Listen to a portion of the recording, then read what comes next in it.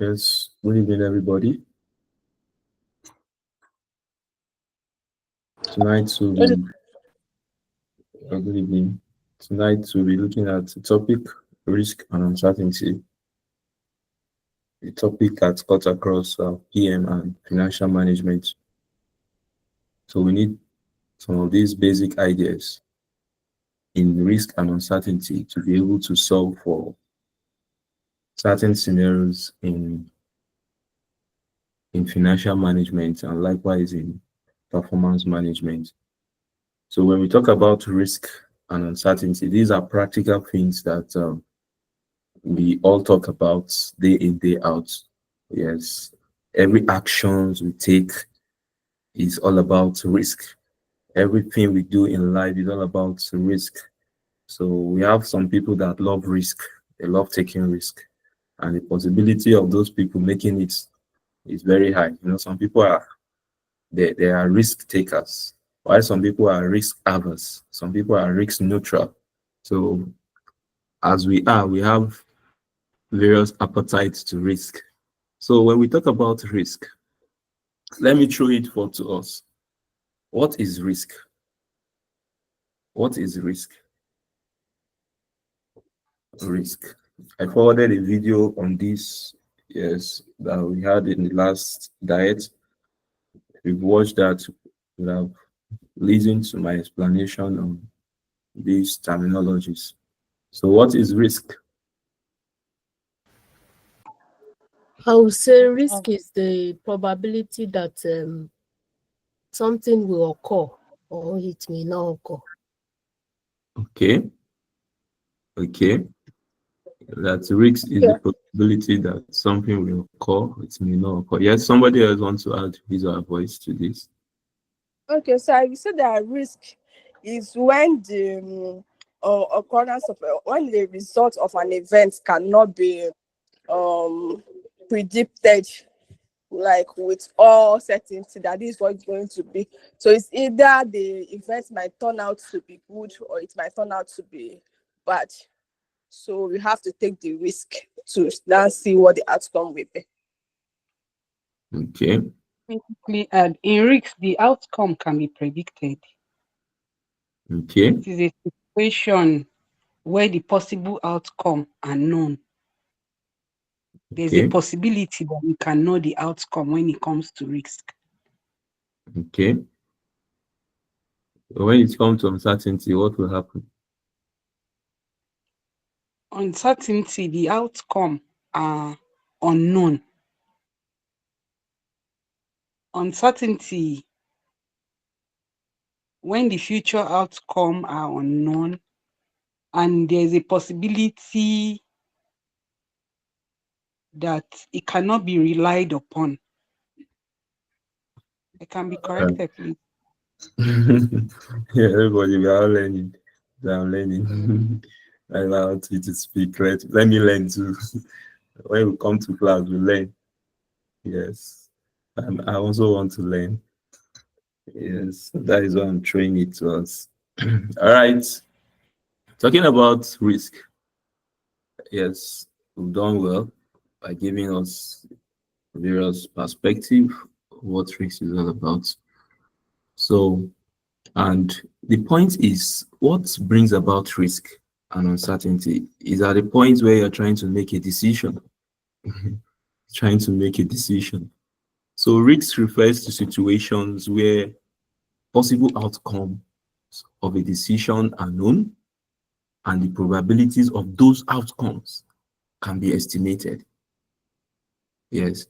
Now, why do we say the probability can be estimated? Because there are past experience in relation to that decision you want to make.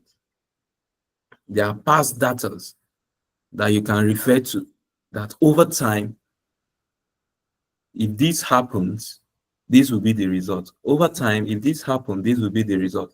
So you can use those past experience, those past data to predict the future, but your prediction might not turn out to be the expected outcome.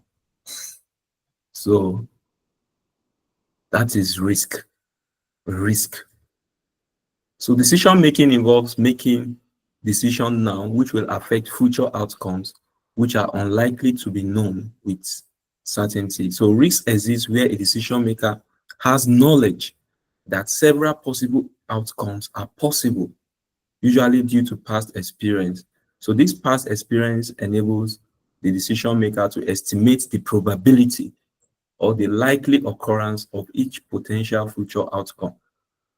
Yes, in mathematics, they will tell us that if you throw a coin up, the probability of you having a tail or a head is what?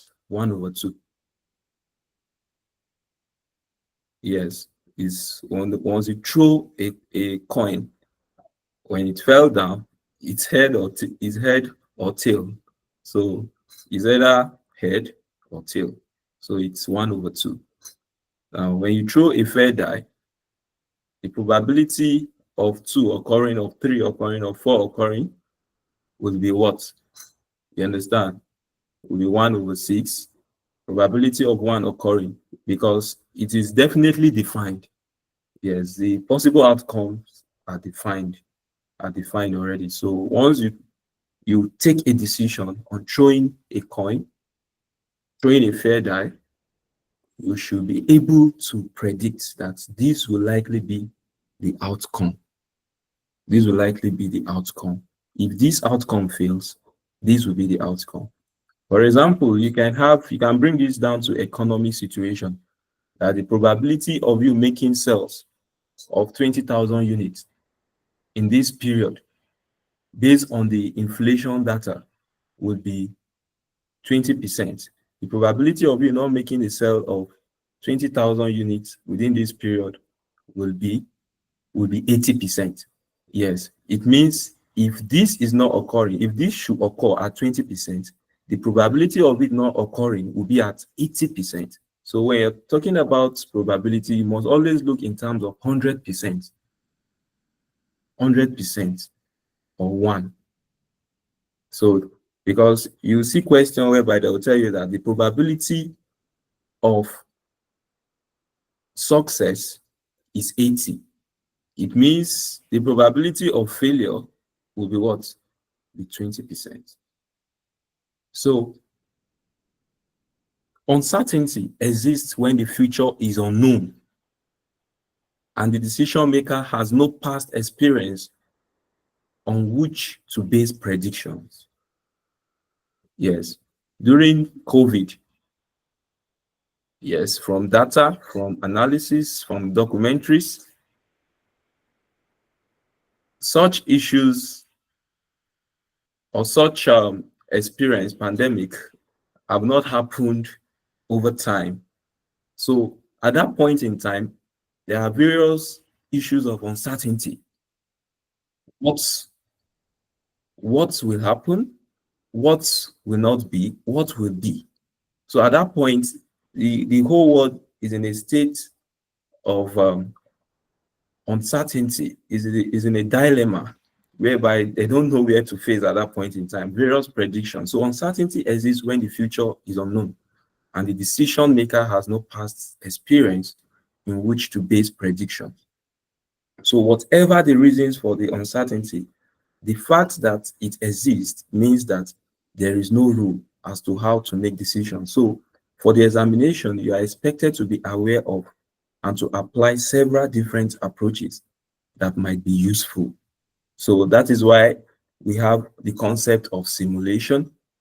Yes, using simulation, we have the concept of using decision tree to measure certain things in terms of uncertainty.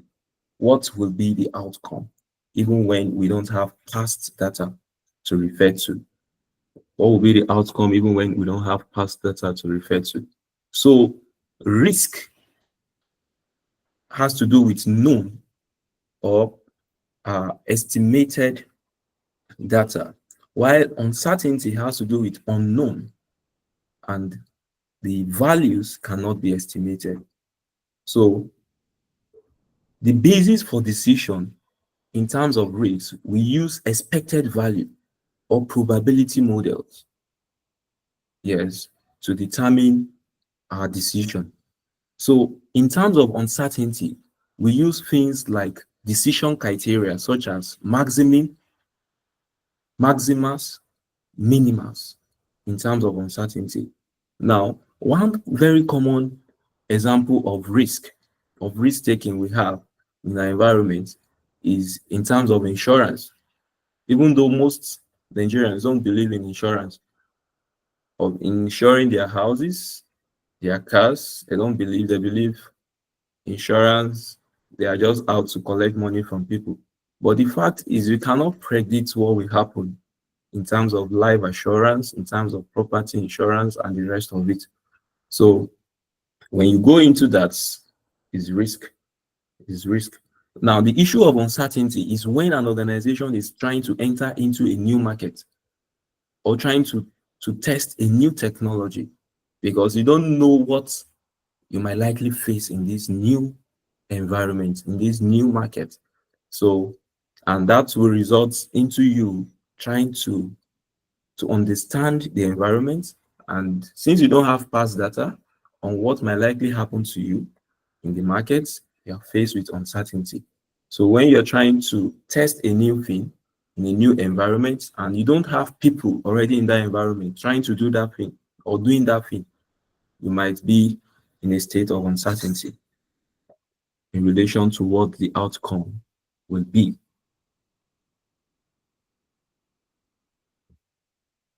Now, talking about risk preference.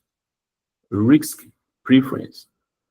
When we talk about risk preference, we're talking about risk appetite likewise. Risk appetite. Risk appetite. Now, as I said at the introductory part of this class, that various individuals, we have our attitude towards risk. Some people love risks, while some don't love risk.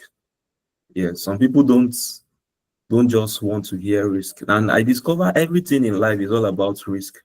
So the more you are scared of risks, the more you are being far from achieving success. So risk preference describes how a decision maker behaves when facing risky choices.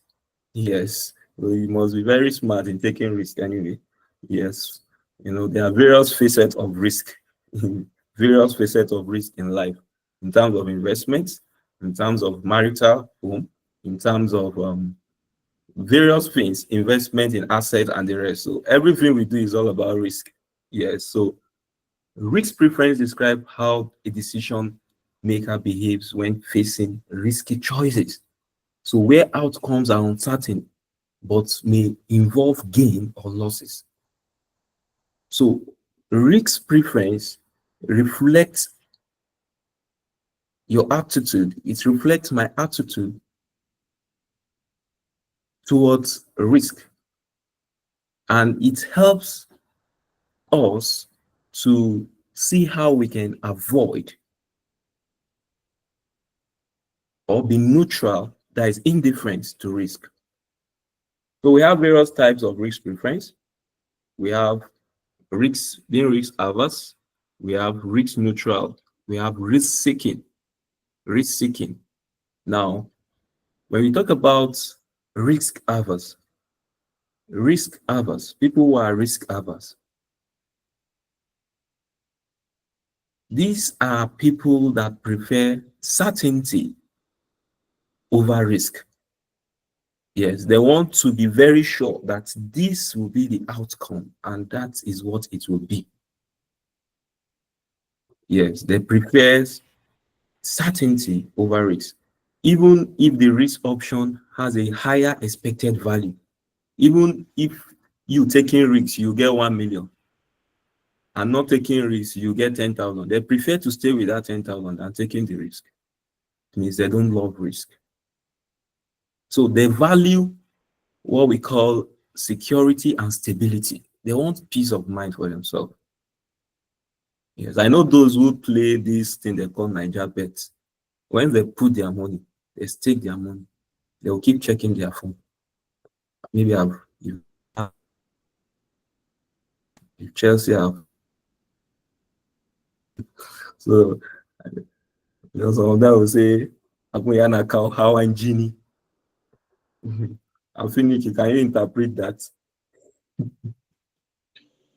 Just to give them high BP. It can give them high BP, high blood pressure. Akuyana cow, how and genie. It gives high blood pressure. When you put the little money you have and you stake it, you put it in bet it, and you keep checking what is the outcome. Is the outcome in my favor? Is the outcome in my favor? When it is not in your favor, you tend to be worried. But when it is in your favor, you get happy and you smile. So the point is this: a risk-averse individual prefers a guaranteed 100,000 naira rather than a 50-50 gamble between 0 naira and 220 naira. Even though the expected value, based on probability now, for you to get expected value, it is probability multiplied by X. Even though the expected value might be something like 110, he still prefers a guaranteed, a sure one. That is a risk-averse person. They don't like to take risks as much. Now, the risk neutral, there are those that like to be at the fence. The Yoruba Bible will say, Kobono Kotutu. You understand? You are neither cold nor hot. You are just at the middle. You don't want people to see you. Yes. So you are neutral. You are indifferent. So you are indifferent between a certain payoff and a risky decision that you have to make. So a risk neutral individual focus purely on expected monetary value and ignore the risk factor. Yes, they are just concerned about what will be the return. What will be the return? And ignoring the risk attached. So they try just to be at the middle. Yes, at the middle. They don't want anything to harm them as much. Yes. Even though if there will be any shock, they develop a little shock absorber to cushion the risk. So they're always at the fence. So why the risk-loving people? There are people that can stake their billions. Yes, because the expected return is glamoring to them, and they can decide to put in their last savings. Yes, in order to achieve an expected outcome. So risk-seeking, they prefers risk and uncertainty, even if the expected value of the gamble is less than the certain payoff. We're going to see issue of payoff soon. So they enjoy the thrill of the risk. That is them, the risk-loving individual, and hope for a large profit or payoff in the long run. So the risk-seeking individual prefers a 50-50 gamble of, let's say, 0 naira or 200,000 naira over a guaranteed 120,000 naira. So they can stake their money to say, okay, if I should go into this investment, I will make between 0 naira and 200 naira, rather than going for a sure gain that is guaranteed that they will get 120,000 naira if they should invest their fund in it. So they are always looking out for the best, even in times of risk. They're always looking out for the best, even in risk. So this risk preference is an approach taken to make the decision, and it depends on decision makers' attitude to risk. So a risk seeker will be interested in the best possible outcome, no matter how small the change that may occur.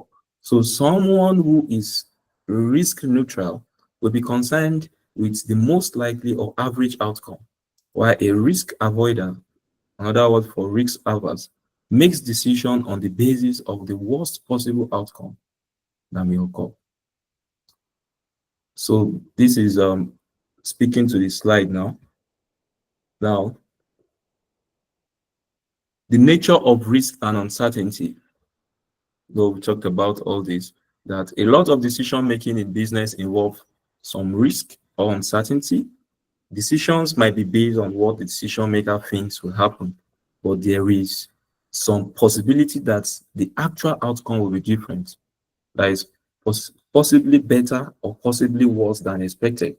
So uncertainty occurs when there is insufficient information about what will happen or what will probably happen in the future. So it is therefore likely that estimate of future values will be inaccurate.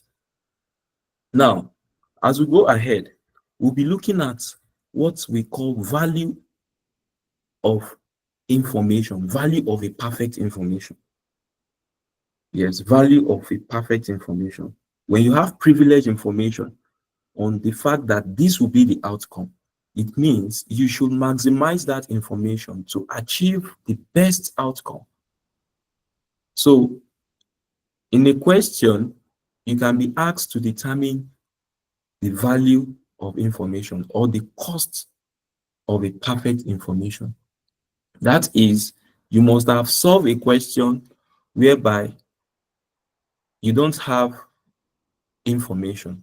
So when you now solve and you get your expected outcome, you compare your expected outcome with a situation whereby you have perfect knowledge. So the difference between the scenario where you don't have perfect knowledge and the scenario where you have perfect knowledge, the difference between the two values will give you the cost of information, the cost you have to pay to achieve the best when you have information, when you have privileged information in relation to the market. We're going to solve an example that will require us to look at that. Now, risk occurs when the future outcome from a decision could be any of several different possibilities. It could be probability of 0.1, 0.2 in relation to the expected outcome.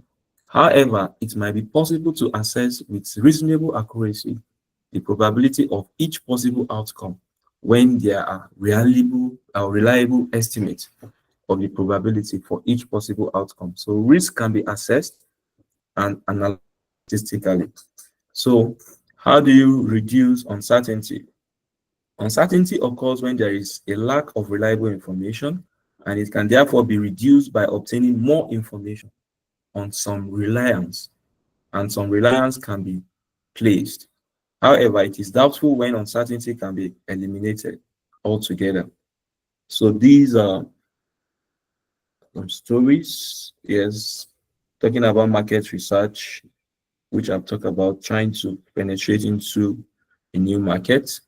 Now, the point is this: in solving issues of risk and uncertainty, we must definitely talk about expected values. Expected values. Now, one technique of comparing risk and return of different decision options is the use of expected values. So expected values can be used to analyze information where risk can be assessed in terms of probability of different outcomes and where probabilities are assigned to different outcomes. So we can evaluate the worth of a decision as the expected value or weighted average of these outcomes. So expected value is weighted average of possible outcomes. Whenever we talk about weight, it means trying to look at the ratio of a value in relation to 100. So the weighted average value is calculated by applying the probability of each possible outcome to the value of the outcome. So expected value is what's computed as what summation P multiplied by X. What is P? P is the probability of each outcome, and X is the value of each outcome.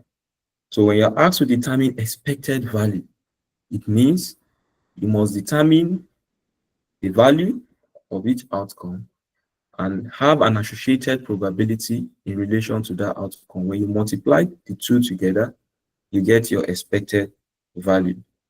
You get your expected value. So a decision might be based on selecting the course of action that offers the highest expected value of profit or the lowest expected value of cost. So in other words, the decision rule is to select the course of action with the highest expected value of profit or the lowest expected value of cost. When it is profit, we look at the highest. When it is cost, we look at the lowest. So the main advantage of using the expected value is to make a decision. And this decision will have to take into consideration the probability or likelihood of each different possible outcome, as well as its value, either profit or loss. So let's look at this example. Let's look at this example in line with expected value, in relation to expected value, that a business entity has to decide. A business entity has to decide which of three projects to select for investment. Which of three projects to select for investment? The three projects are mutually exclusive. They are mutually exclusive. So the projects do not involve any initial capital expenditure. They don't involve any initial capital expenditure. The expected annual profits from investing in each of the projects depend on the state of the market. So the following estimate of annual profits have been prepared. Now, we can have a state of the market. The state of the market can be declining, can be static, can be expanding. Now, the probability when it is declining is 0.4. The probability when it is static is 0.3. The probability when it is what? Expanding is also 0.3. Now, we have project 1, 2, 3. Under declining, in relation to project 1, we have 100, we have 200 for static, and 900 for expanding. For project 2, we have 0 under declining, 500 for static, and 600 for expanding. And for project 3, 180 for declining, 190 for static, and 200 for expanding. So based on this table, this annual estimate, based on this annual estimate, we can determine the expected values for the state of the market when it is declining, when it is static, and when it is expanding. We can determine the expected value. And the expected value will be what? For project 1, based on the various states of the market, what will be the expected value based on what we've discussed? The 100, they are the various profits. 200 is the profit when it is static. Expanding is the expected profit when it is 900, when it is expanding. That is 900 when it is expanding. And for project 2 is 0 profits when we are experiencing decline. And we will experience 500 profits when it is static and 600 when it is expanding. So what will be the probability or the expected outcome for project 1 based on the various conditions of the market? Who can try?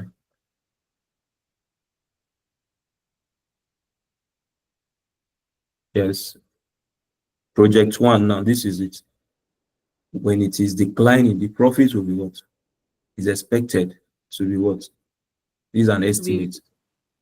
Probability times the outcome, the profit. So for project 1, it will be 100 multiplied by 0.4. I don't know if I'm correct. Yes, you are correct, ma. In the example, don't be asking yourself. Yeah. All right. Thank you, sir. Then for project 2, it will be 200 it will be 200 multiplied by 0.3. For expanding, project 1, it will be 900 multiplied by 0.3. All right, so that is it. Yes, that is it. So, and then the example, that is not the time to be asking yourself if you are correct. You solve as the Spirit brings the understanding. You start solving. So for project 2, it will be 0 multiplied by 0.4 under declining. For static, it will be 500 multiplied by 0.3. And for expanding, it will be 600 multiplied by 0.3. So in that order, you get your expected values. So the point is, when you do this, you now compare the 3 projects. Which of these projects will give you the highest expected value? Which of these projects will give you the highest expected value? And the project with the highest expected value should be selected. So this is it. Project 1, declining profits 100 multiplied by 0.4, you have 40. And the market is static, 200 multiplied by 0.3, you have 60. Expanding, 900 multiplied by 0.3, you have what? 270. When you add everything together, the total expected value will be what?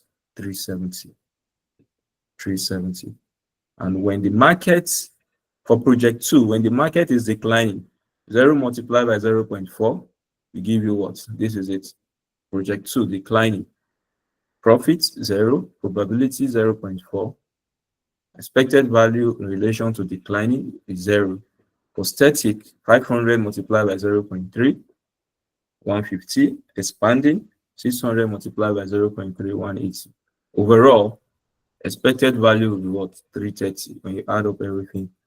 And for project 3, declining, 180 multiplied by 0.4, you have 72. Static, 190 multiplied by 0.3, you have 57. Expanding, 200 multiplied by 0.3, you have 60. You add up everything, you have 189. So when you look at the total for each of the projects, the project with the highest expected value is what? It's project 1. Yes, based on the expected values, project 1 should be selected because it has the highest EV of annual profits. And what is the value? Is 370 compared to 330 for project 2, compared to 189 for project 3.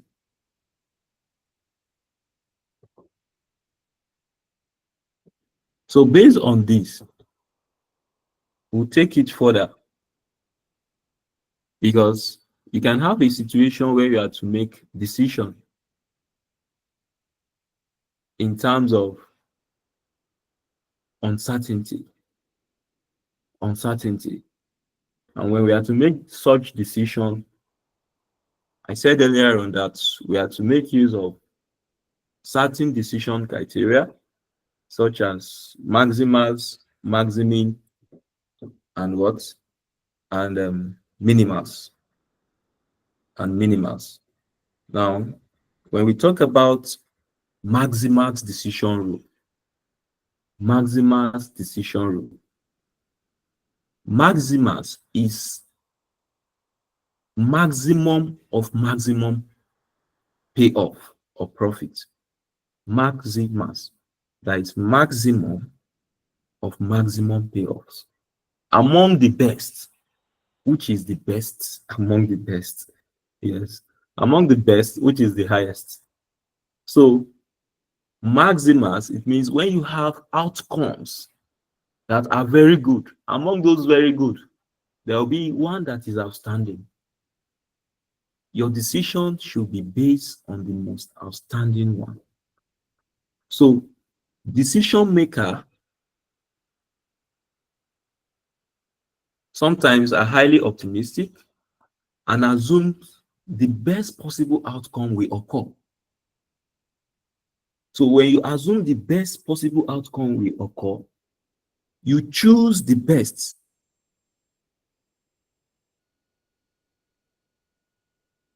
among the various outcomes. So the maximum payoff, that is, or profit from each alternative available, and they choose the alternative with the highest maximum payoff or profit. So this attitude of aiming for the best is associated with a risk-seeking person, an optimistic individual that is a risk lover.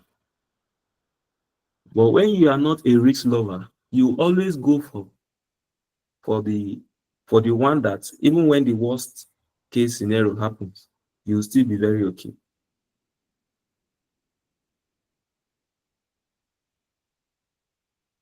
So we'll look at an example in relation to that as we move on. Now we can have a case of maximing. Maximing. When you talk about maximing, you're talking about is maximing. You're talking about maximum of minimum payout. Maximum of minimum payoff or profit. Out of the minimum, which is the best out of them. So the point is this: decision maker sometimes are highly pessimistic. In this case, they are not optimistic, they are pessimistic, and assumes the worst will happen. I know sometimes you find yourself in such situation that let's now assume the worst happens. Which one will you go for? So this form of decision maker that are trying to make their decision based on maximum decision rule, they look at the minimum payoff, the least profit from arrays of alternative available to them. So they choose the one with the highest minimum payoff. For example, if we have loss, let's say we have loss of 100, 200, 300, 400, 500. The best loss among these values I've listed is what? Is 100. Yes, that is the best loss among those losses because it is the least. It is the least among the various losses. So in the case of a bad situation, the maximum criteria is telling us that we go with the minimum payoff. The minimum payoff among the alternative.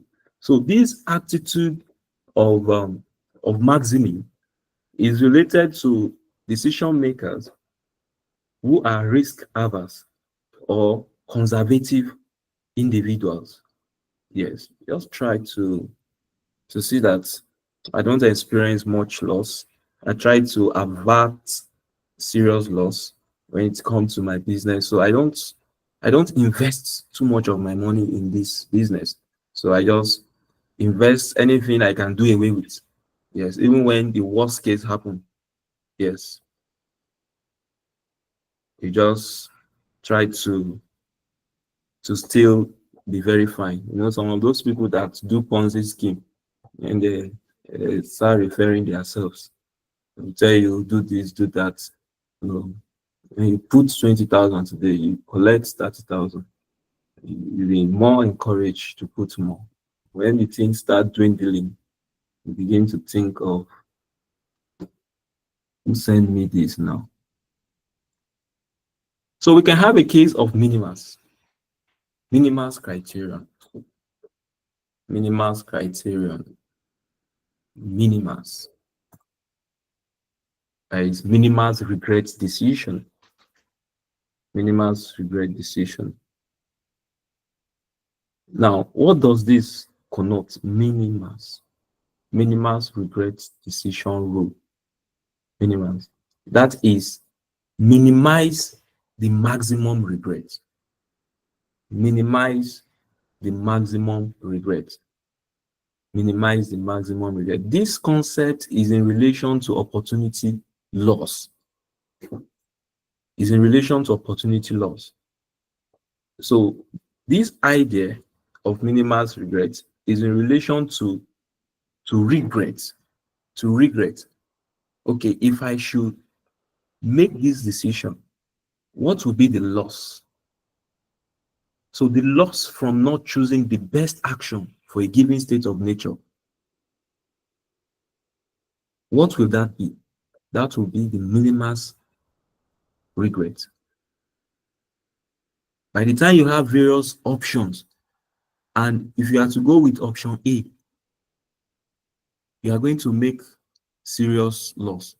But if you have rather decided to opt for option B, your loss would have been minimal. So when you have such scenarios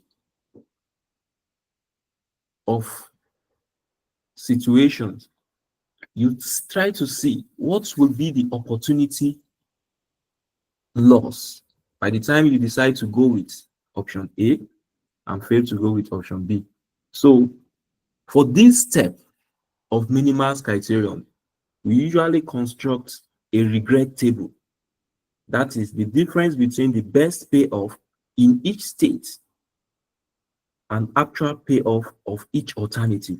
The best among the state of nature or the state of the market. So you identify the maximum regret. Please take note of this minimal regret decision, because sometimes students can be looking at it for 30 minutes and don't know how they derive the figure. It means when you have static, under static, which is the best, you subtract every other values on that column from the best. Yes, we're going to see that. Then you identify the maximum regret for each alternative and choose the alternative with the minimum value. So let's look at this example now. Somebody should read.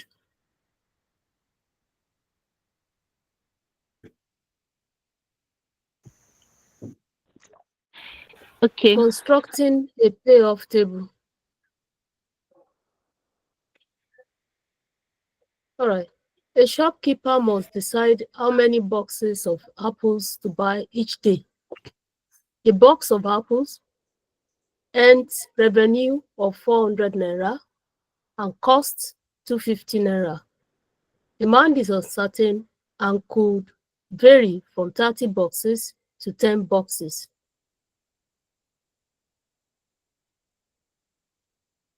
At the end of the day, the shopkeeper has decided that he will buy 10 boxes, 20 boxes, or 30 boxes each day.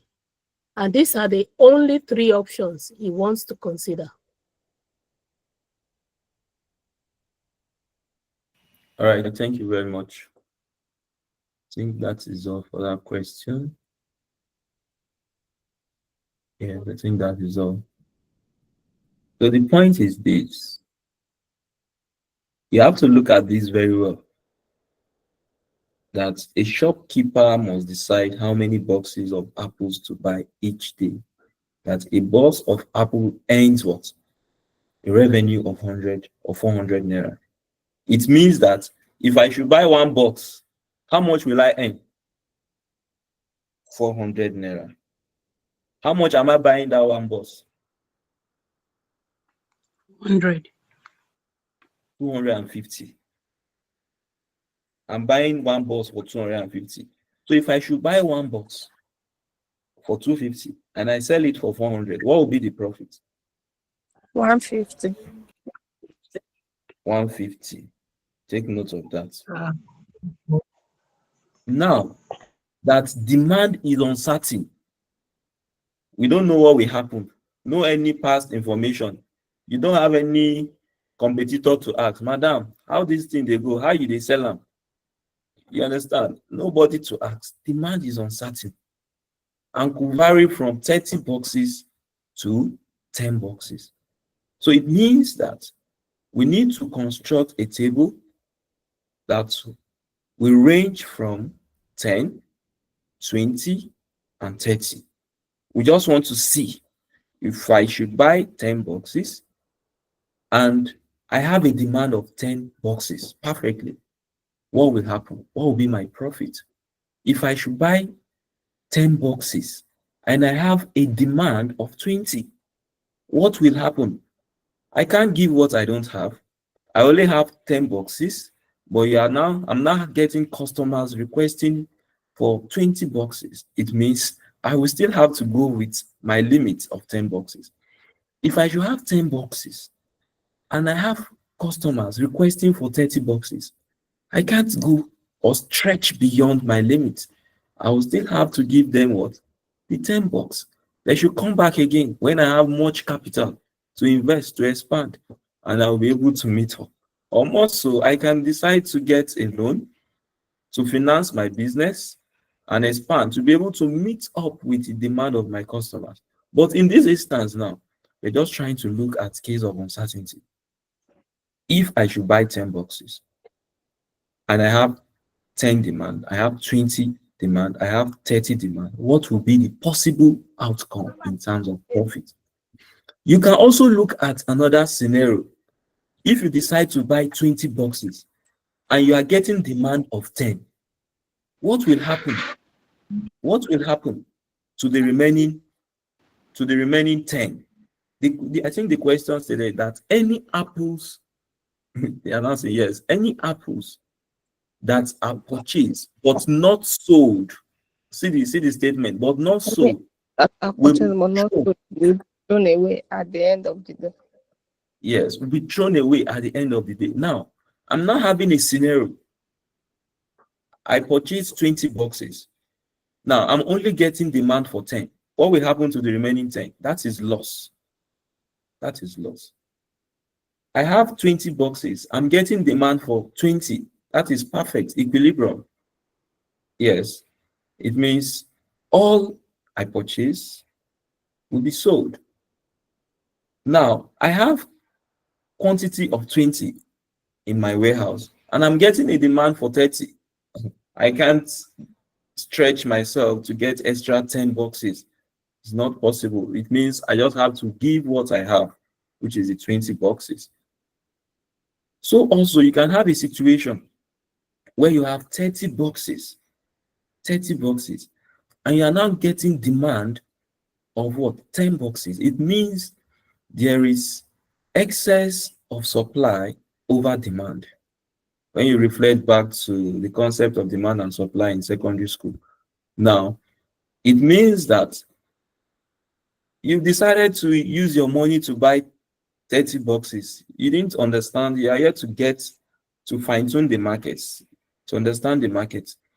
You buy 30 boxes, you're only getting demand for 10. What will happen to the remaining 20? That is a loss. A loss.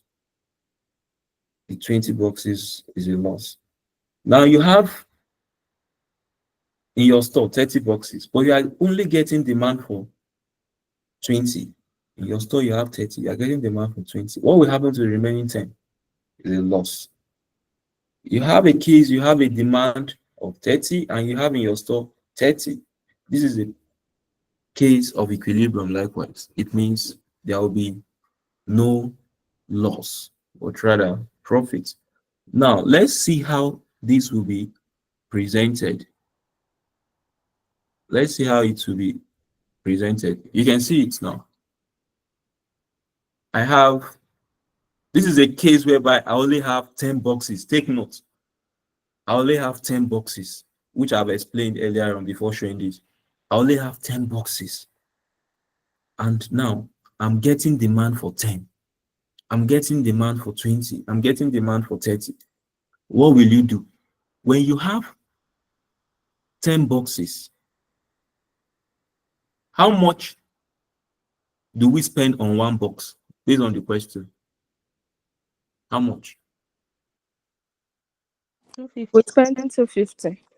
Fine. 250 multiplied by 10 that you obtain will give you what?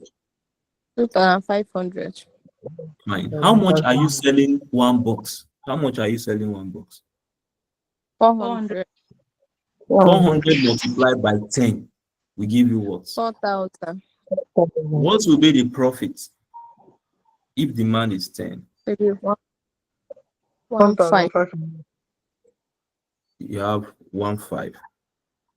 This is a case again. You Sorry, have sir. to. I thought this cost. Hello, sir. I thought cost will come up before revenue. Now.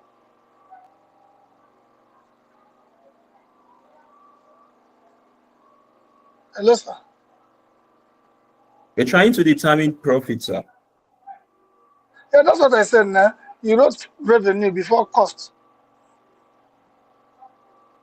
Okay, yeah, okay, sorry, yeah. I've seen it, sorry. Sorry. All right, it's fine. So when you have when you have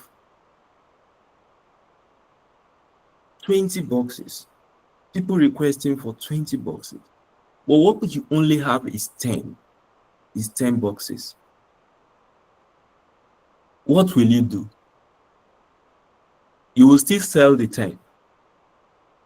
The cost of one box is 400. 400 times 10 is still what? 4,000. 4,000. Now, the cost of one box is what? It's 250. 250 multiplied by 10 is 25. It means your profit will be what? 15. Take note of this. We are heading somewhere. If demand is 30, but what you have is just 10 boxes, what will you do? You will still sell your 10 boxes. At what rate? 400 a box multiplied by 10 boxes, you have 4,000. The cost of one box is 250 per box. 250 multiplied by 10, you have what? 25. The profit will be what? 15. So demand greater than 10 cannot be met. So the profit does not change. That is the summary here. Profit does not change. Now, let's now move to a situation where you have 20 boxes and you have these arrays of demand. What will be the scenario? What will be the scenario? Can you hear me, please?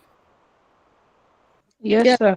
I hear you. Okay. Yes, I pressed a button on those icons, so it's giving me a signal. That is why I just have to ask. Yes. So let's look at this. This is it. When you have 20 boxes and you have demand of 10, demand of 20, demand of 30, the revenue costs for one box is what? 400. 400 400. times two, what? 400 times 20 is 8,000. Okay, 8,000. Fine. Now, in this case, now you have 20 boxes. You purchase 20 boxes, right? Now, 20 box, one box costs how much? 250. 250. 250 multiplied by 20, you have what? 5,000. 5,000. How much are you selling one of these boxes you obtain? 400. 400. So, how much can you give above 10?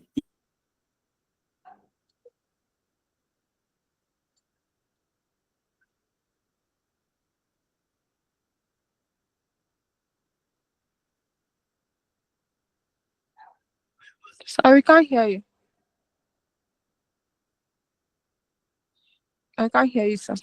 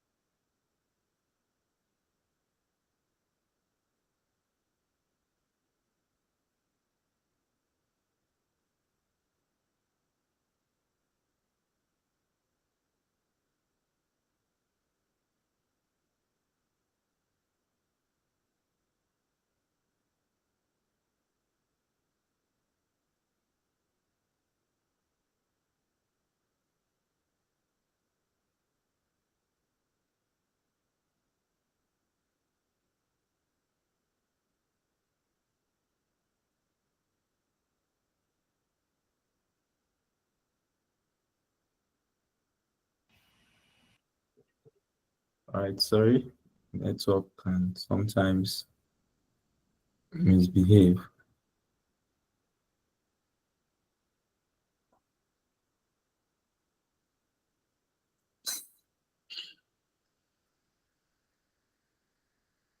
So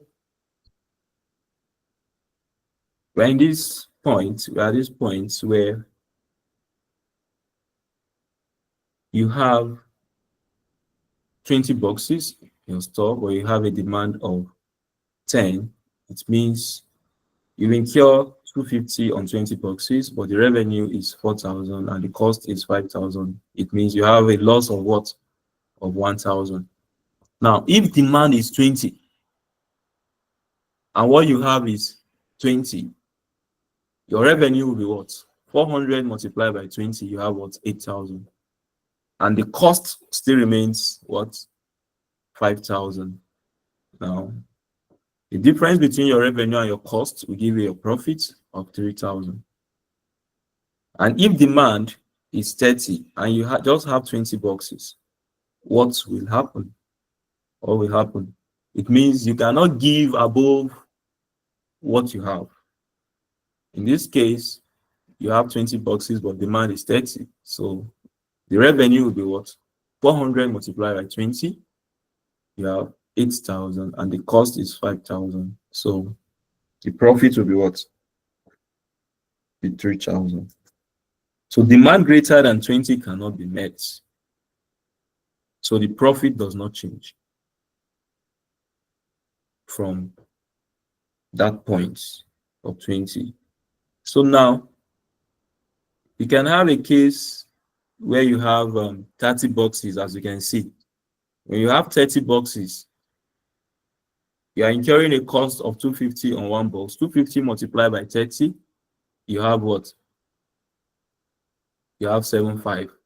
And when you have 75, you only have a demand for 10 bucks at this point. A scenario where you have demand for 10 bucks. What will happen even when you have 30 boxes? It will be 400 multiplied by 10, which will be 4,000, minus the cost, which is 75. You have a loss of what? 3,500, because the remaining 20 boxes will be a loss. Will be a loss. So you can have a case where you have a demand of 20, but in your store you have what? 30. What will happen?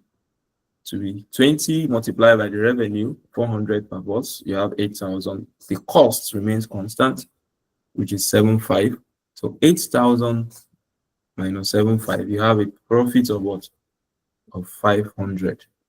A profit of 500. So the remaining 10 is still a loss. But in this case, we're able to derive profit because there is much more demand, which is giving us a slight increase in revenue over the cost. So we have a profit of 500. So when you have demand of 30 and you have 30 boxes likewise, what will be the profit? It will be 400 multiplied by 30 boxes, 12,000, less the cost of 75. You have a profit of what? Of 4,500. Profit of 4,500 in that scenario. So these whole results, these whole profit results that we've determined, the whole profit results, we now form a payoff table. A payoff table to show us the profit at every point. To show us the profit at every point. To show us the profit at every point. So let's show it. So this is it. A payoff table can be constructed as follows to show the payoffs associated with different numbers of boxes, but and different demand levels. So the cost of action when you buy 10 boxes and demand is 10 boxes, you can see the results we obtained. The result we obtained 1,500 all through when you have 10 boxes, a loss of 1,000 and 3,000 when you have 20 boxes and a loss of 500, profit of 500, profit of 45 when you have 30 boxes. So, okay.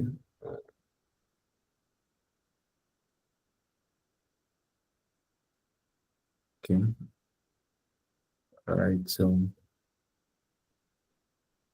okay, let's look at this example. The information there is not complete or notwithstanding. Let's look at this example to explain further. Let's look at this example to explain further. This will be a more comprehensive one. Yes, can somebody read? It's John has a factory capacity of 1,200 units per month. Units cost him $6 each to make, and his normal selling price is $11 each. However, the demand per month is uncertain and is as follows. Demand probability. When demand is 400, the probability is 0.2. Demand of 500, probability 0.3. Demand of 700, probability 0.4. Demand of 900, probability 0.1. He has been approached by a customer who is prepared to contract to a fixed quantity per month at a price of $9 per unit. The customer is prepared to sign a contract to purchase 300, 500, 700, or 800 units per month. The company can vary production levels during the month up to the maximum capacity, but cannot carry forward any unsold units in inventory. Required. A. Calculate all possible profit that could result. B. Determine for what quantity John should sign the contract under each of the following criteria. 1. Expected value. 2. Maximum. 3. Maximus. 4. Minimus regret. Then C. What is the most that John would be prepared to pay in order to obtain perfect knowledge as to the level of demand? all right. Thank you very much for that. Now, looking at this question, I have to read this question very well. Look at it again. Then the capacity of the factory is what? How many units? Who can see it? 200. Fine. 1,200. Fine. Now, to produce 1 unit will cost how much? $6. Fine, $6. All things being equal, John can sell 1 unit for how much? $11. $1. So if you are to look at the relationship between the selling price and the cost, what will be the profit? It's 5 naira. $5. Fine, $5. However, the demand per month is uncertain and is as follows. The demand per month is uncertain and is as follows. So they've given us possibilities now. 400, 500, 700, 900 with their associated probabilities. Now, let's now take notes. He has been approached by a customer who is prepared to contract to a fixed quantity per month at a price of what? $9 per unit. $9. Now, if you are to give this special customer now, if you are to sell at $9, how much profit will you make from this special customer? $3. Dollar. Fine, $3. Just be following like that. The customer is prepared to sign a contract to purchase 300, 500, 700, or 800 units per month. So the point is this: John has a capacity of what? 1, 2, right? Yes. Yes.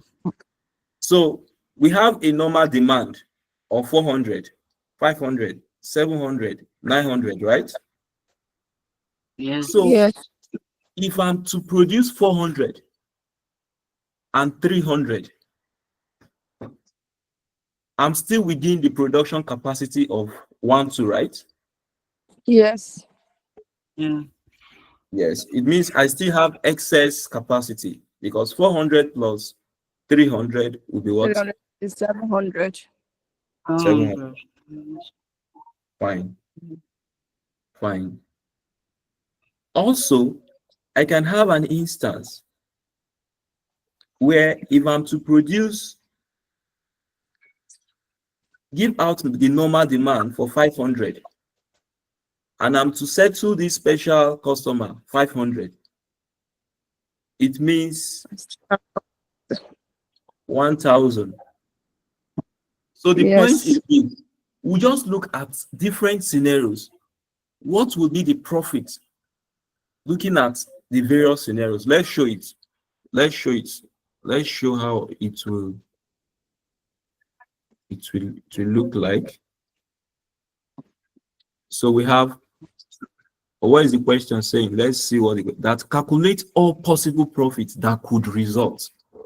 Calculate all possible profits that could result. So calculation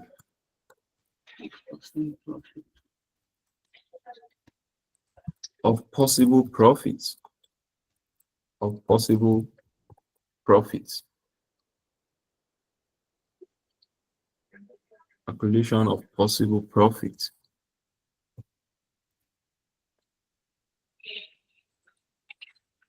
Calculation of possible profits.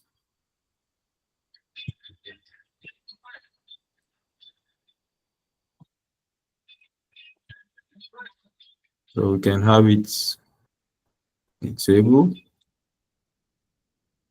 and have it in this form. You can have the various instance of demand. You can have demand of 400, right? On the question, demand of 500, demand of what? 700, demand of what? 900. For the contract, you can have quantity of 300, 500, quantity of what? 700, and quantity of 100. 800. 800. Now, let's look at it this way. If we are selling 400 units based on the normal demand, what will be the profit? Based on normal demand, the selling price is 100, the cost is 6. What is the profit? 5. 5. So if you should sell the whole of 400 here, what will be the total profit you make on 400? 2,000. Fine. Follow when the board is now looking rowdy. You now see, where did we get this? So 400 multiplied by 5 we give you what? 2,000. 2,000. That is for normal demand. For the contract, what will be the profit? You are selling $3. $3. Fine. $3. Sir, is it $3, please? The customer Contract, isn't $9. $9. And we're selling $9. at 11. No, the cost price is 6 and the customer is pricing $9. Okay, I get you. Thank you. So in this case, sorry, let me bring this down. In this point, when you have a demand of 400 and a contract of 300, the profit from the demand, the normal demand, is what? 2,000. What will be the profit from the contract? You look at it in this way. This is how I'm looking at it. 900. Yes, 400 against 300. So you have it as what? Let's show it. That is 300 multiplied by the profit from the contract, 303. And this will give you what? 900. What would be the possible profit in this scenario when you match 400 and 300 together? The profit will be what? 29. 29. The profit will be 29. 29. Please take note of this first stage. After this first stage, I will not show these workings again. After this first rows, I will not show the workings. So you also understand what we are doing at this point. Now, let's now look at it this way. When you have a demand of 500 and a contract of 300, what will be the possible profit? Demand 500 multiplied by what? Okay. Hi. Be 25. 2,500. And the contract is 300. The profit is what? 3. When you multiply, you have what? 900. The possible profit will be what? 38. 3, 34. 4. Let's move to this point again. You have a demand of 700 and you have a contract of 300. For the normal demand, the profit is what? 700 multiplied by what? 5. Multiplied by 3,500. You have what? 3,500. 3,500. And you have a contract of 300. The profits per unit is 3. You have what? 900. 900. Now, the total possible profits there will give you what? 4,400. 4,400. In this case, you have a demand of 900 and a contract of 300. What will be the profit? 900 multiplied by 5. You have 45. Now, 300 at 300 Five, by four. 3. multiplied by what? 3. You have 900. 900. The total profits will be what? 54. 5,400. 5,400. So what will happen at this point? Somebody should tell me. At this point here, what will happen? Somebody should tell me. When demand is The second 400, At that the point, profit when is demand is 400, we're selling at 5 naira. We are making profit of 5 naira. I'm making profit profit of of 5 5 naira. It will be 2,000. So what will happen again? When we have a contract of 500 500. at 3 naira, 5. profit of 3 naira. 1,500. Then the result 1,500. The total possible profit will be what? 3,500. 3,500. So everybody do it in your book. Do solve for the rest in your book. Solve for the rest so that if you get confused now, let's know. So that let's address it. Solve it yourself. 300. Me, I will just be writing my own. Just be looking at your book. Be looking at your book and be doing it. So that if there will be brouhaha, let's know now. Let's know now. This one now will now be once again. Okay, 500 on this. You do your own, no, me, I'm doing my own too.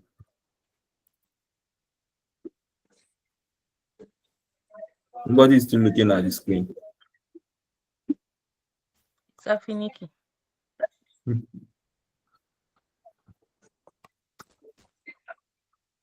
This will be,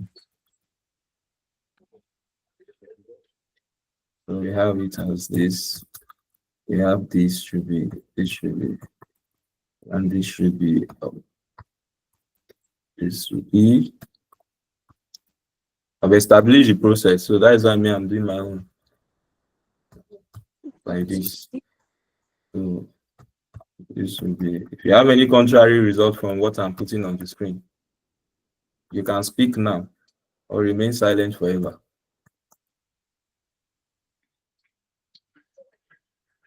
Sir, in exam situation, can we do the working inside the box, or we should just do the working outside and put the figures in the box?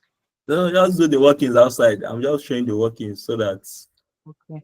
we'll get the process. Just do the workings outside. Make your table a neat one.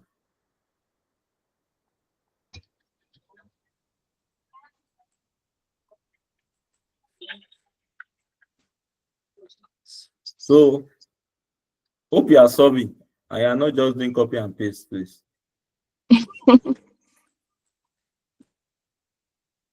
But if you are doing copy and paste, fine. You can still go back to it. So these are the possible profits. These are the possible profits. These are the possible profits. Hope this is clear, please. Very clear, sir. So the question is now asking us to do what again? Let's go back to the question. The question is saying, determine, okay, questions, calculate all possible profit that could result. Determine for what quantity John should sign the contract under each of the following criteria. Expected value. Expected value. Now, how do you get expected value? The expected value is probability multiplied by. I'm not seeing the question, please. And I don't have light. The probability multiplied by demand. Okay, oh, no. Probability multiplied by demand. Now, you know, you've determined an expected outcome from your first computation. Yes, sir. You've determined an expected outcome, the possible profit. So in relation to that possible profit, what will be your expected value? So this probability, you match it in With relation to the what? expected outcome. Yes. Let's show that. Let's show that now. Let's see how it will work. Let's see how it will work. This is it. Expected value. Expected value. If you, for those of you doing PM, if you look at one of the questions we solved during revision class, this plays out there for risk and uncertainty. If maybe I will forward the video again to the platform, the last diet, so that you see what happened on a question that has to do with a local football club. Yes, a local football club. Yes, the question, we treated that question during the revision class, last diet. I'll forward that video again so that everybody can see what plays out there. Now, when you watch, great time to watch. It will add value to you. Yes, to add value to you.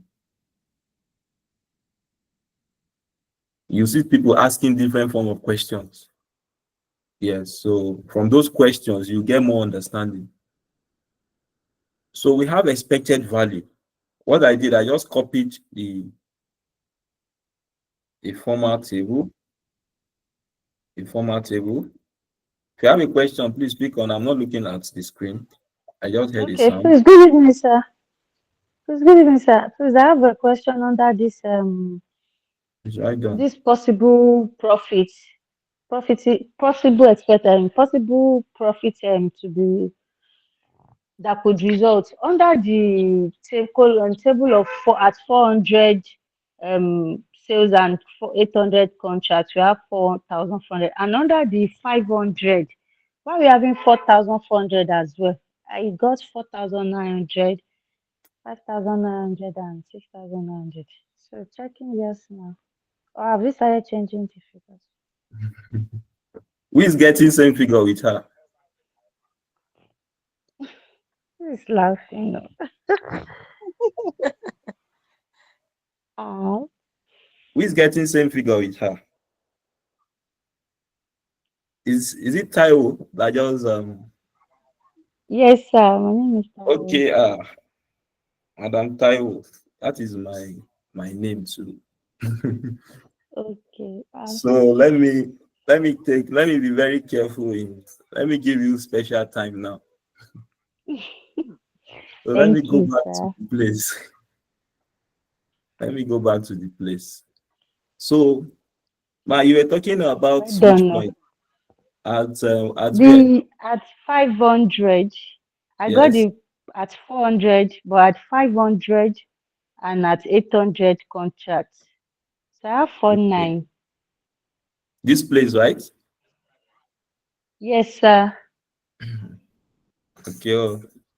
Let's see the practical. Okay, 500 times 5. So at 400, 400 Yes, multiplied by 5, you have what? 1,000. 2,000. 800 multiplied by 3, you have what? 2,400. So 2000 plus 2400 will give you what? 4,400. Yeah. Okay. Let's move here now. At Mm, 500, yes, at it has 500, exceeded the capacity. right? You understand? Very good. I thank Yes, you for coming up with that. 500 plus 800 will give you 800. what? It has exceeded. Will give you what? 1,300, Very good. 1,300, and the capacity is not up to that. Very No good. wonder So, why they're laughing.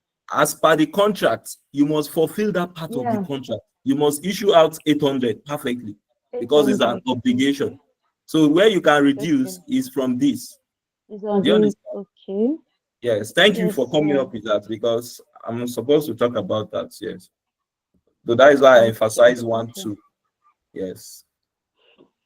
So that Thank is you, why sir. we have 4,400 continuously because you cannot give Okay. what you don't have, or you Yes. cannot. Thank you very So much. that's it.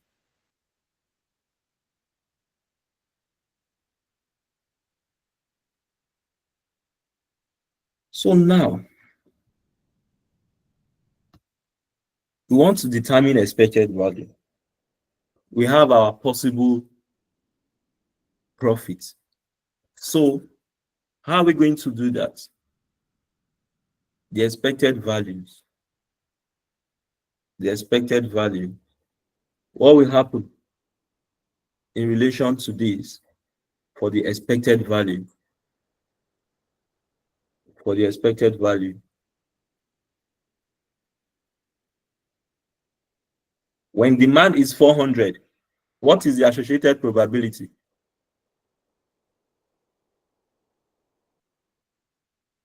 We're not seeing the question, sir. I thought to screenshot this question.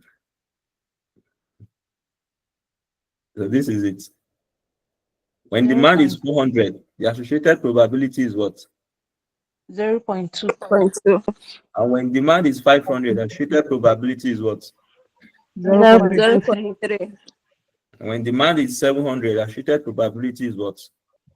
0.4. 0.4. The demand is 900, the probability is what? 0.1. By the time you add the whole probability, you should get what? 1. 1. So let's now see what will happen. For expected value, the probability as at this point will be what? 29 multiplied by what?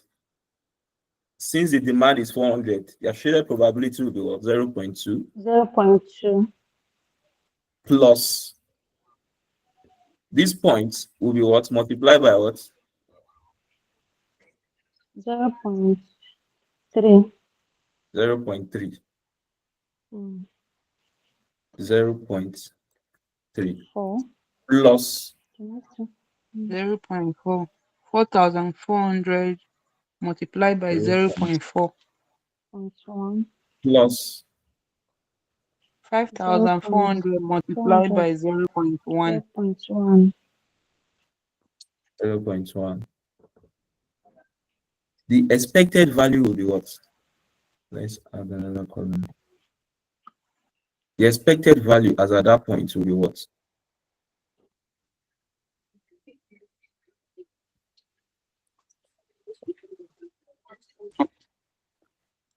The expected value will be what? 5,400 at 400. Sorry, 580. When you add up everything, please, you multiply. That's why I say plus, multiply, plus, multiply, plus. The result here will be what?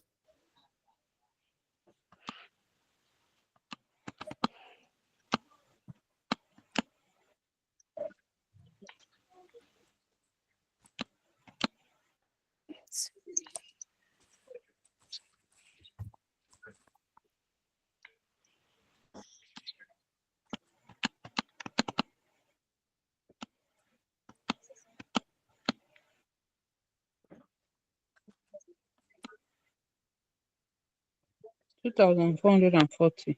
No, it's not correct. I didn't complete it. 3,900. 3,900. Take note, when we have repeated values, we only pick one and multiply that one value by the associated what? Probability. By associated probability. For example, when you have 500, 500, you can't be repeating 500, 500 over time. Okay. So you just pick one, the first, then you work by that. So let's see this now. Let's see this 3,500.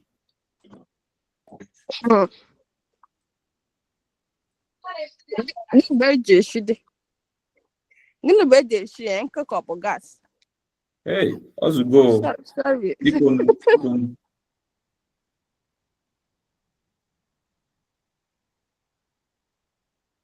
So we have 3,500 at this point.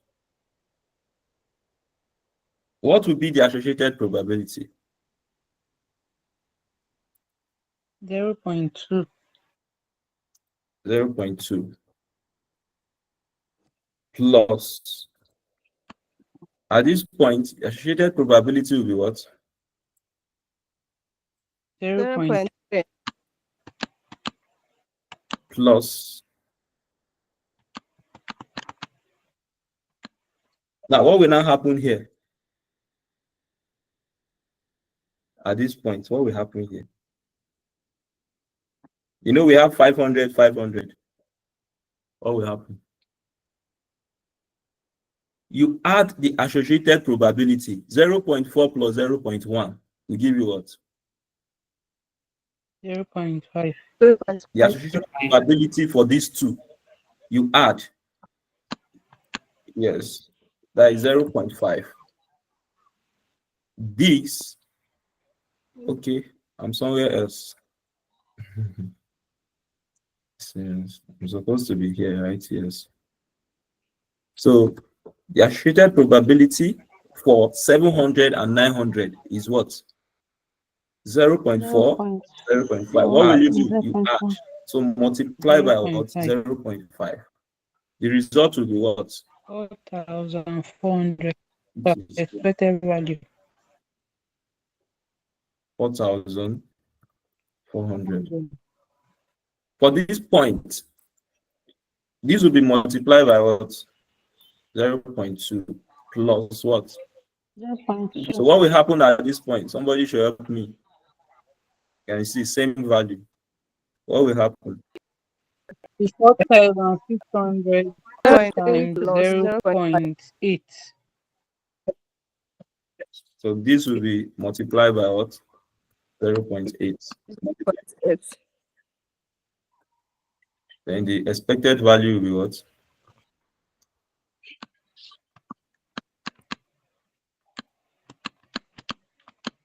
4,500. 4,500. Now, at this point, what will happen here? Somebody should speak to this. It will be 4,400 multiplied by 1. Okay, multiplied by 1. You add all this. You understand? Yes, sir. You add all this value, you get. So it should just be this multiplied by what? 1. Okay. And the result will be what?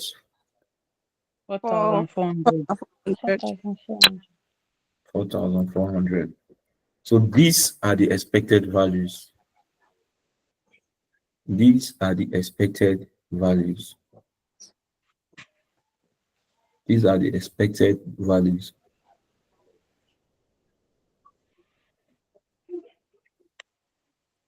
Somebody is confused.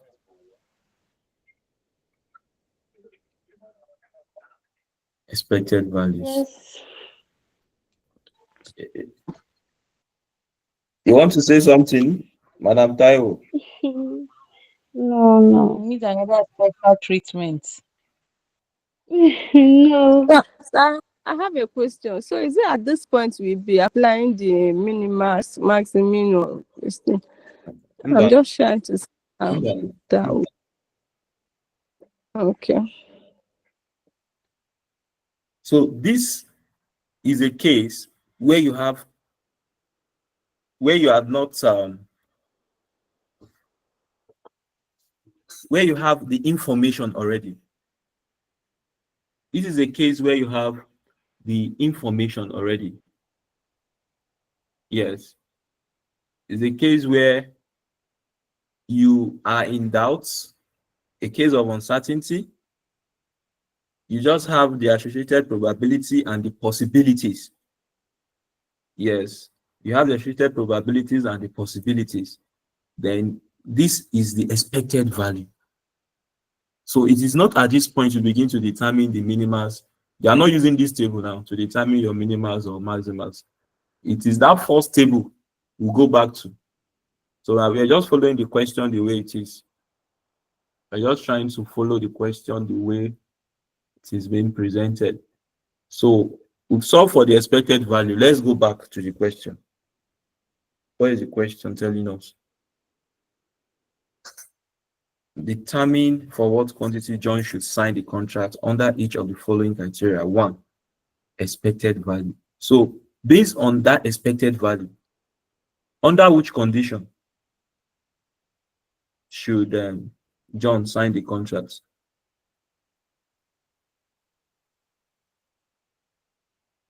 Under which condition now? The highest value, the highest result. The highest value or highest profit.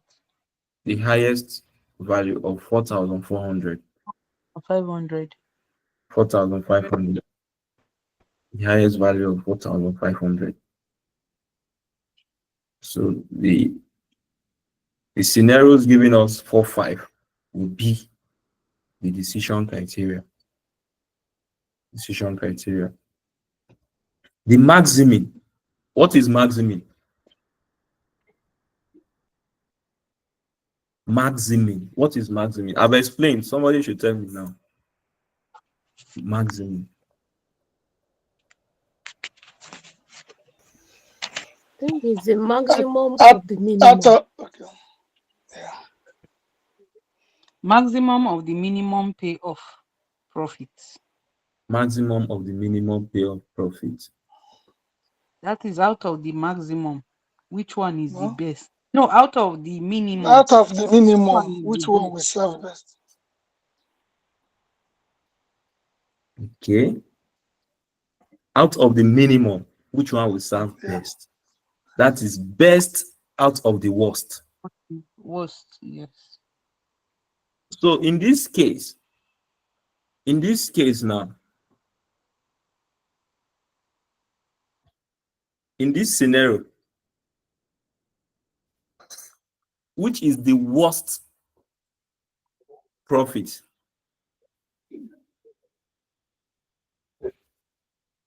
2,900, sir. 2,900, fine. In this instance, which is the worst profit? 3,500. Fine. In this instance, the worst is what? 4,100. 4,100. 4,100. Fine. In this instance, the worst is what? The Don't worst have is worst. this. So Oh, then it's the same figure. The worst is I top. Best is the same. So maximum,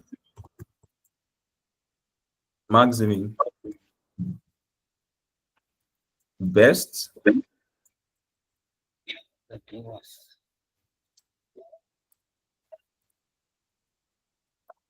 so when we have 300 units, the worst case is what? When you have 29. 500 units, the worst case is what? When you have 700 units, the worst case is what?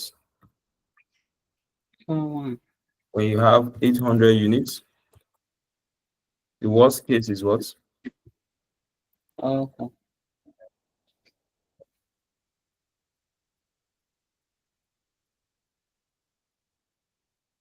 So in this case now, which is the best out of the worst? Okay. 4,400 100 units. 800 units. at 800 units. So John should sign a contract. 800.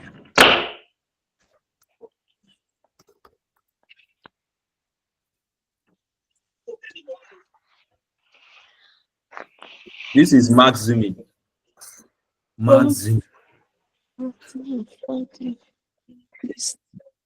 So you must sing it. You must sing it like a nursery one baby. Maximum.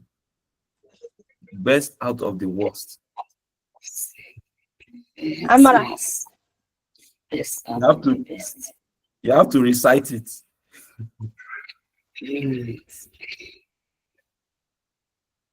Maximum. Maximum best out of us. Maximum best out of. The next is what? Maximus. Maximus.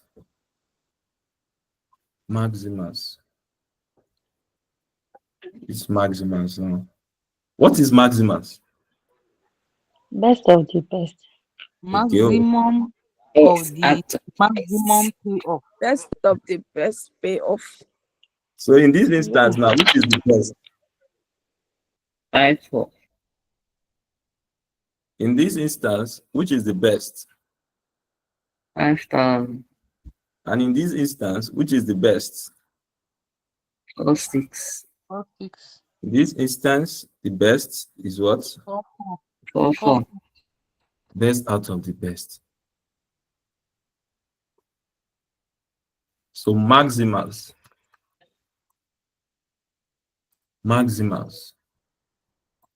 Best outcome.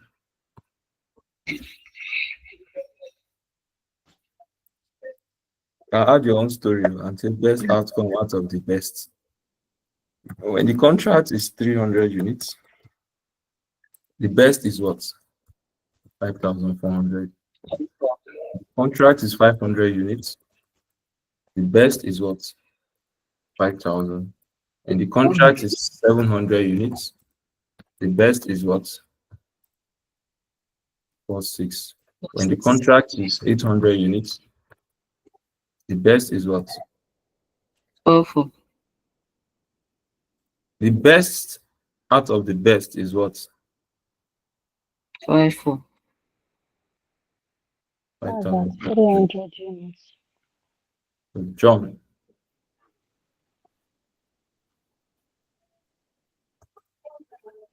Should sign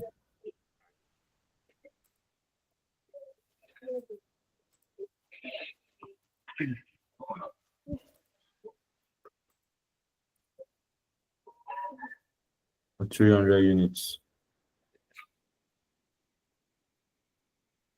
Now, let's forge ahead. The question is telling us to do what? Minimus regrets. Minimus regrets. Minimus regrets. The minimus regrets. The minimus regrets. So, in this case now, what will be the minimus regret? Let's show it. This is where I was. The minimus regrets. To be the best among the state of market. Minimus regrets. So the best out of the state of the market. How do you determine the best?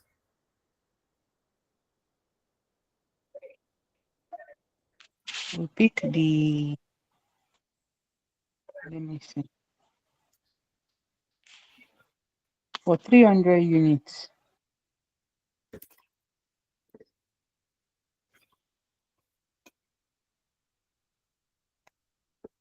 We'll pick the, no, we'll pick the least.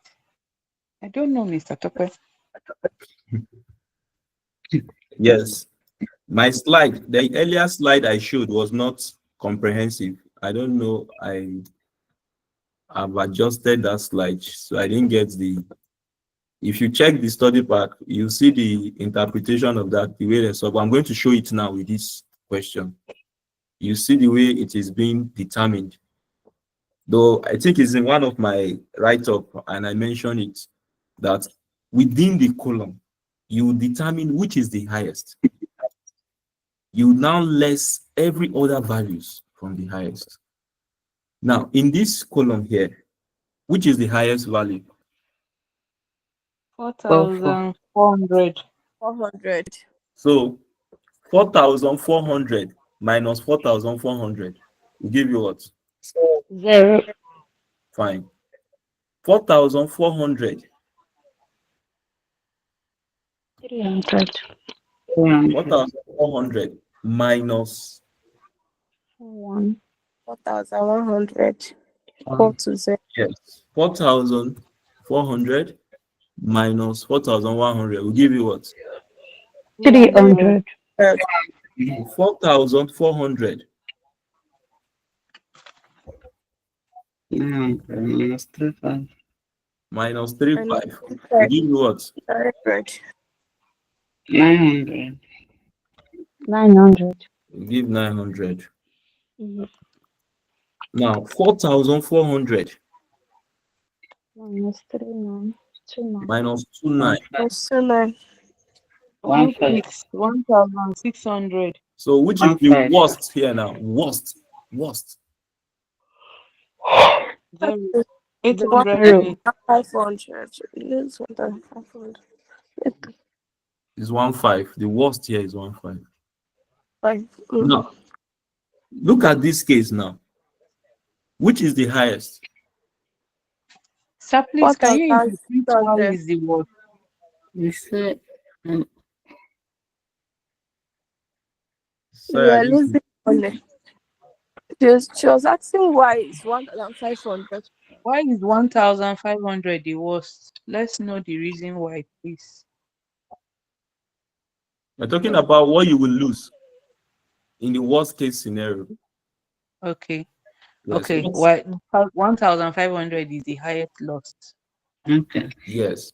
In the worst case scenario, what will be the regret? What will be the regret in the worst case scenario? So in this case now, at this point here, the highest value is what? 4,600. 4,600. Fine. 4,600 minus 4,400. 200. 200.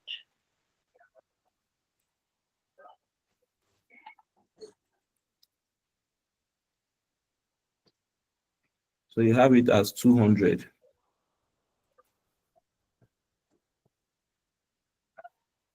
200. 0. Then this will be what? 0. 0 minus 4,600. This will be 0. And this will be what? 600. This will be 6 minus 4,000. And this will be what? 600. 600. 1,200. And this will be 4,006 minus 34. and we have it as what? 1,200. 1,200.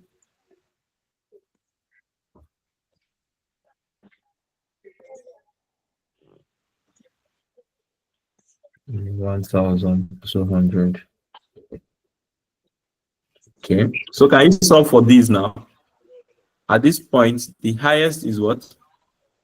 5,000. 5,000.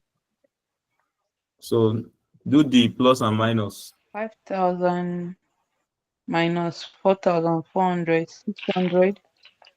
600. 400. That's 400. 0. 0. 600. 600. 600. In a case where we have 2 now, what are we going to do? 2 units. No, the point is you are doing this is the first step. You work in column form first. Your decision will be in row.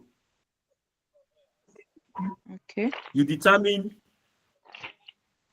the first step, the value, the highest value based on column. Then your decision criteria will now be based on the row, the Okay, sir. contrast. So now, the highest in this region is what? 5,400. So this will be 0. 0. 0. This will be what? 400. 400. 400. And this will be what? 1,200. 800. Oh, 800. And this will be what? 1,000. 1,000. 1,000. 1,000. So let me delete all these working. Let me delete all these workings. There is something you should see. You will see a diagonal, the zeros. You see the formation.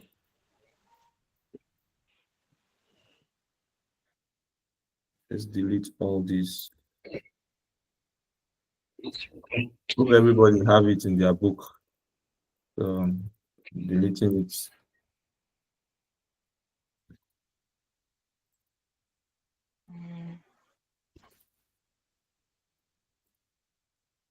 So you can see the way, you can see it this way. You can see the zeros. Yeah. You can see the way they formed a diagonal here. So your decision will be in this form. In this case, when you have a contract of 300, which is the worst regrets, under this, 1,500. the worst regrets under this situation of 500 is what? 900. 900. The worst regret in this situation is what? 800. 100. The worst regret in this situation is what? 1,000. 1,000. 1,000. So let's write it out. So based on those regrets, how will you try to minimize? Which of the regrets do you think is worth taking? The least value, the least. How do you minimize that? Worst regret. When it is 300 units, you have it as what? As 1.5. 1.5. When it is 500 units, you have it as what? It's 900. And when it is 700 units, you have it as what? 800. When it is 800 units, you have it as what? 1,000.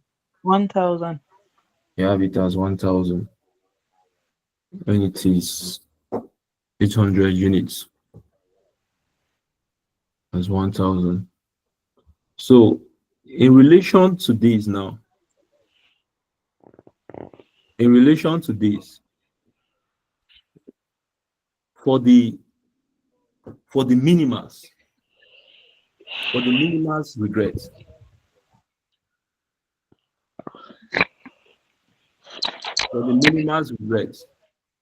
the decision will be what? We said minimals is minimizing the maximum regret. Minimizing the maximum regret. So how do you minimize the maximum regret? I said earlier on that you construct a regret table. That is the difference between the best payoff in each state. The difference between the best payoff in each state and the actual payoff of each alternative. So you identify the maximum regret for each alternative. You identify the maximum regret for each alternative. Then you choose the alternative with the minimum of the maximum regret. This whole thing, these are the maximum regrets, right? Yes. So which is the minimum among the maximum? 800. 800. Just 700. So mini max. Max. Minimize the maximum regret. So if you had to make a choice based on this, based on the minimal's regret, what choice will you make? To go for 700 units. 700 units. 700. Because among the worst case scenario, when you go for 700 units, you have the least regret. The least regret. Among all the loss, the highest loss, you put them together, which is giving you the least among the highest. 700. 700. 700. So this is English now. You must understand English.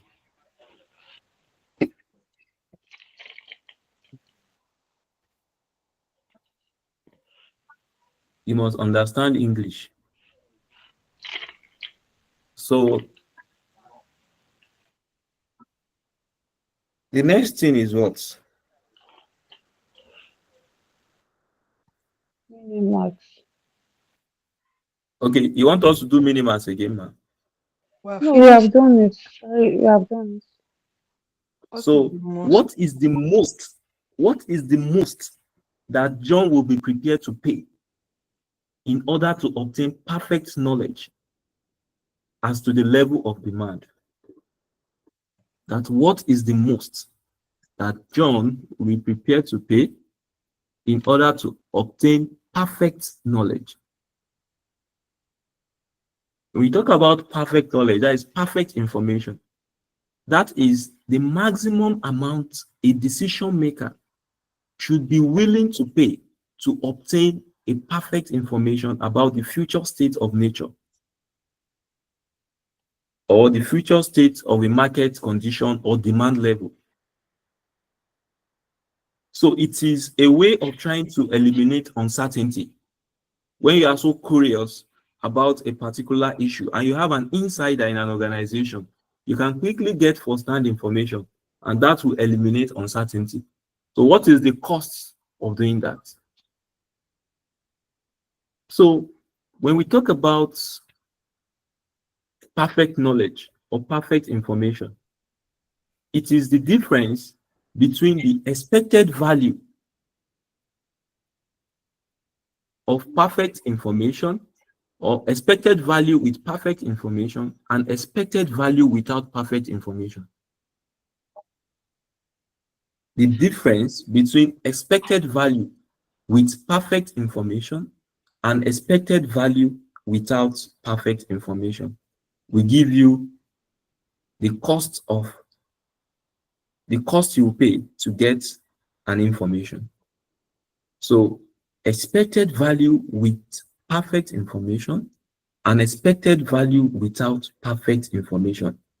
In the case of uncertainty, we've been able to determine a value. Let's go back to our original table. Let's go back to the original table. Okay, expected value. Now, this expected value is in a situation where we are uncertain. We don't have first-hand information. So the highest value we have here, based on the fact that we don't have perfect information, is what? This is a case of uncertainty. Our expected value, the highest value here is what?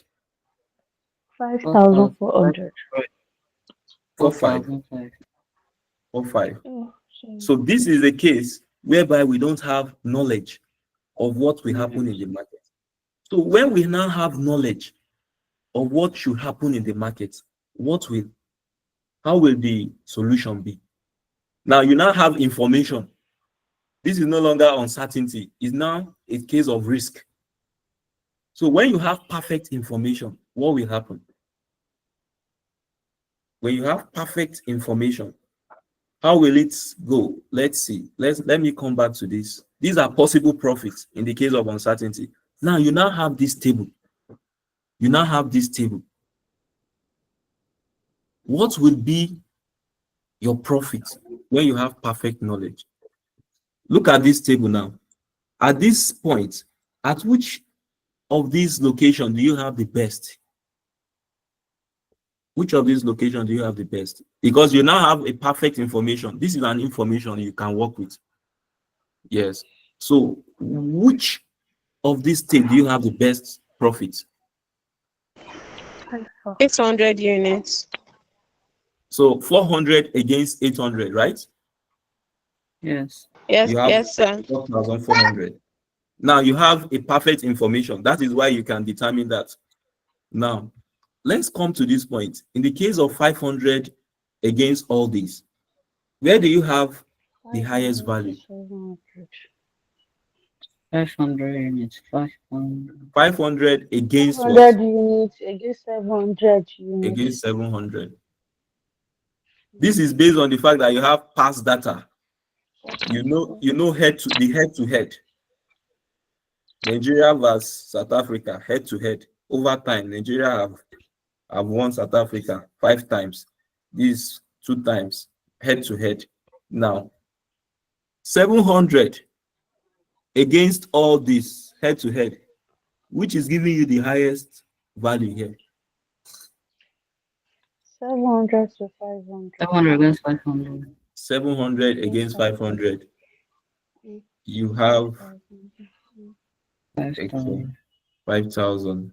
700 against this. Okay. You have 5,000. Now, in relation to this, you have the information. You are trying to take a risk. You have past information, which is giving you the best here against all this. 900 against 300. Against 300, yes. 900 against 300. So, what did I say is the value of information? The difference between expected Between value of the it perfect Expected value. information. And the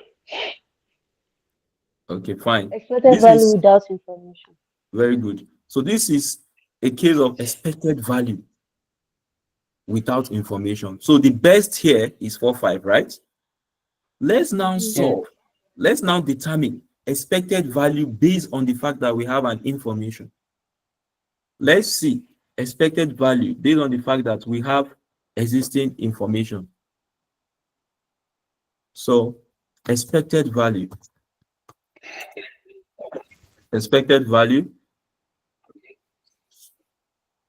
based on perfect information or perfect knowledge. Based on perfect knowledge. Expected value based on perfect knowledge. So we have demand, we have contract. So based on what we've just seen here, when the demand is 400 and the contract is 800, you have the highest value, right? Of 4,400, isn't it? You have the highest value of 4,400. So we'll be looking at it in that way. In this case, when demand is 500, at what point do you have the highest? When demand is 500 and contract is 700, you have the highest profit, isn't it? When demand is 700 and contract is 500, you have the highest profit. When demand is 900 and contract is what? Contract 300, you have the highest profit. That is how to interpret that. So in this case, when demand is 400 and contract is what? 800, the profit is what?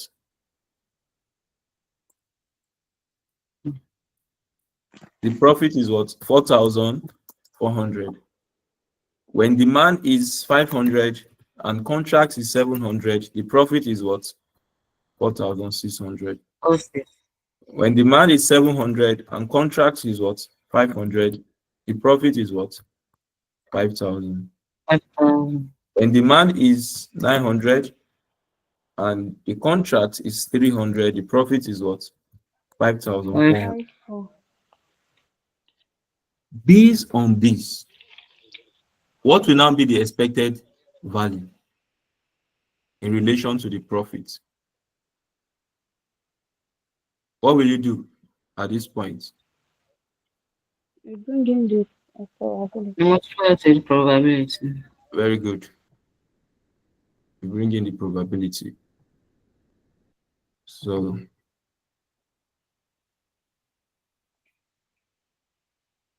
you bring in the probability. So the probability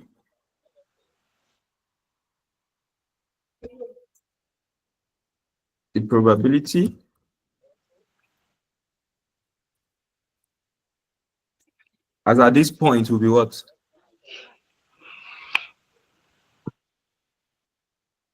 When you have a demand of 400, the associated probability is what?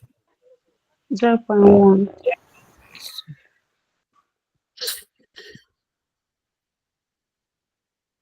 0. Point what? 0.2. 0.2. 2. 0.2.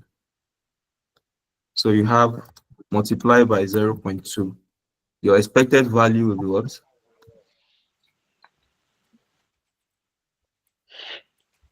880. Now this will multiply by what? 0.1. 0.3. The expected value will be what? 1,380. And the probability in relation to this will be what? 0.4. And the EV will be what? 2,000. And at this point, it will be what? When you multiply, you have what? 540. 540. Let's see. Yeah, 540. 540.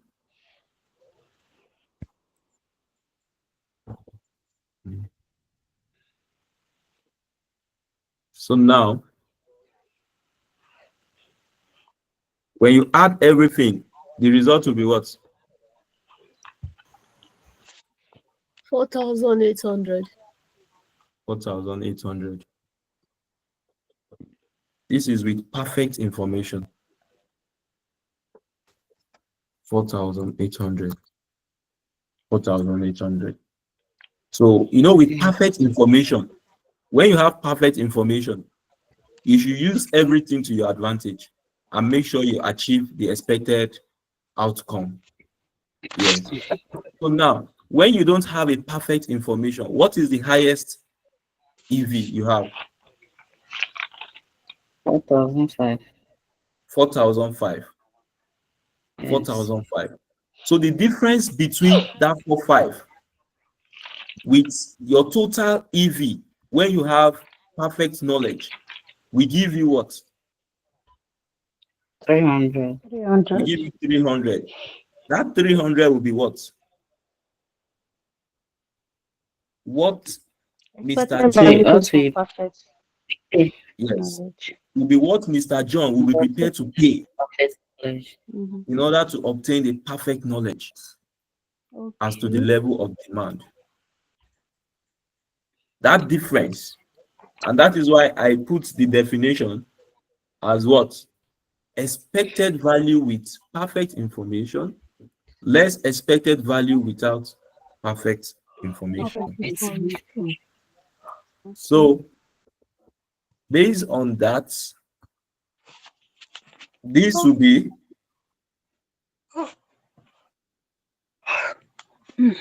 somebody is tired. They said it's sleep. Don't be tired. Don't worry. Tomorrow I will not have class. Me too. I need to rest.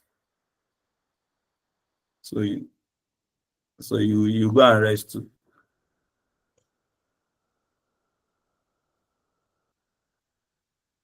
Somebody is not happy.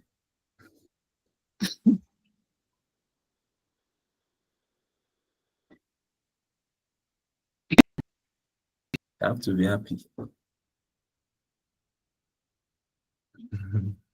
So the expected return, the expected return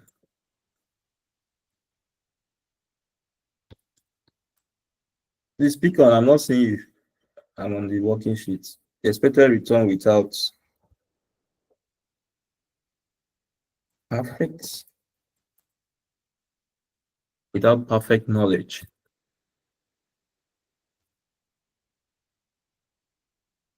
Without perfect knowledge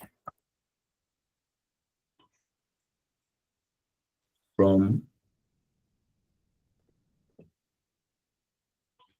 the earlier workings,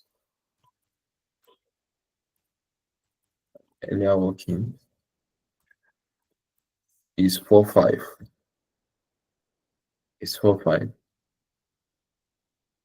Now, the amount to pay for perfect knowledge,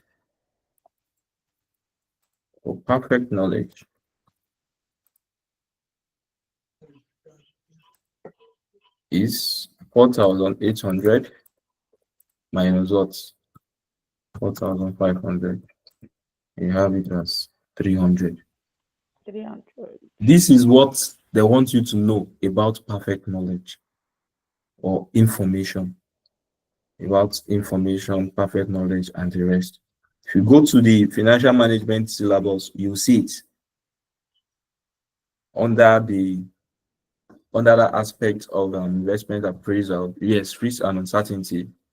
I think I have this slide. Yes, they're asking us to know the value of perfect knowledge. perfect information. So there's no way you do that without knowing expected value.